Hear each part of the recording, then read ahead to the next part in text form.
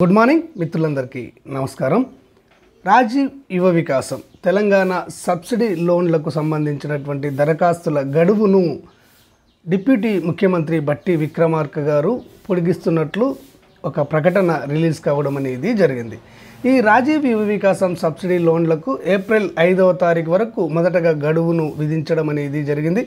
ఈ ఏప్రిల్ 5వ తారీఖు వరకు ఇప్పుడు యువత చాలామంది దరఖాస్తు చేసుకోలేకపోతారు అని చెప్పేసి ఈ గడువును ఏప్రిల్ 14వ తారీఖు వరకు పొడిగించడం అనేది జరిగింది. అంటే 10 రోజులు దరఖాస్తుల గడువును రాష్ట్ర ప్రభుత్వం పొడిగించడం అనేది జరిగింది. దీనిని గమనించి ఇక్కడ నిరుద్యోగ యువకులు ఎవరైనా కానీ అన్ని సర్టిఫికేట్స్ను సమకూర్చుకొని 14వ తారీఖు వరకు OBMMS వెబ్సైట్లో దరఖాస్తు చేసుకోవచ్చు.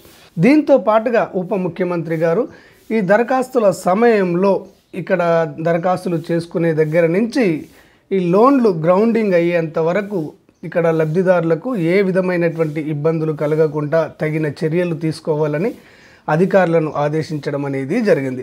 ఇక్కడ మండల పరిషత్ కార్యాలయాల్లో మరియు మున్సిపల్ కార్యాలయాల్లో దరఖాస్తులను అందుబాటులో పెట్టాలి అని చెప్పేసి అక్కడే దరఖాస్తు చేసుకునే విధంగా ఏ విధమైనటువంటి ఇబ్బందులు తలెత్తకుండా అధికారులు తగిన చర్యలు తీసుకోవాలి అని చెప్పేసి ఆయన అధికారులను ఆదేశించడం అనేది జరిగింది.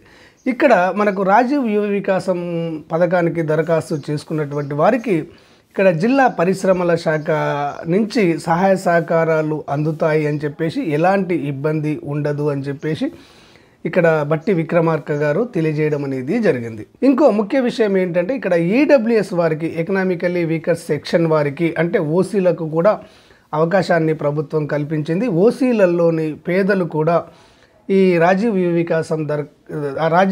వికాసానికి దరఖాస్తు చేసుకోవచ్చు. గతంలో వివిధ కార్పొరేషన్లకు సబ్సిడీ రుణాల కోసము దరఖాస్తు చేసుకున్నటువంటి వారికి తిరిగి అవకాశాన్ని కల్పించడం అనేది జరిగింది. అంటే వికలాంగుల కార్పొరేషన్ ద్వారా గతంలో దరఖాస్తు చేసుకున్నటువంటి వారికి SC, ST, BC మైనార్టీ కార్పొరేషన్ల ద్వారా గతంలో దరఖాస్తు చేసుకుని ఉన్నవారికి కూడా ఈ రాజీవ్ యువ వికాసం సబ్సిడీ లోన్లకు దరఖాస్తు చేసుకోవడానికి ఆస్కారాన్ని కల్పించడం అనేది జరిగింది. కాబట్టి ఇది గమనించి గతంలో దరఖాస్తు చేసుకొని లోన్లు తీసుకున్నటువంటి వారు కూడా తిరిగి ఈ రాజీవ్ యువ వికాసానికి దరఖాస్తు చేసుకోవచ్చు. ఇక్కడ ఒకటి గమనించాలి, గతంలో వివిధ కార్పొరేషన్ల ద్వారా లోన్లు తీసుకుని ఉన్నటువంటి వారికి అవకాశం రాదు. కానీ లోన్ల కోసము దరఖాస్తు చేసుకొని లోన్లు రానటువంటి వారు తిరిగి దరఖాస్తు చేసుకునే అవకాశం అనేది ఉంటుంది. ఓకే ఫ్రెండ్స్, క్లారిటీగా అర్థమైంది అనుకుంటాను. ఈ రాజీవ్ యువ వికాసం పథకానికి సంబంధించి ఎలాంటి లేటెస్ట్ అప్డేట్ వచ్చినా కానీ ఆ విషయాలను ఉన్నట్టుగా అంతర్నేత్ర ఛానల్ మీకు తెలియజేయడం అనేది జరుగుతుంది. ఈ సమాచారం మీకు వెంటనే తెలియాలి అంటే తప్పకుండా అంతర్నేత్ర ఛానల్ను సబ్స్క్రైబ్ చేసుకోండి. ధన్యవాదాలు.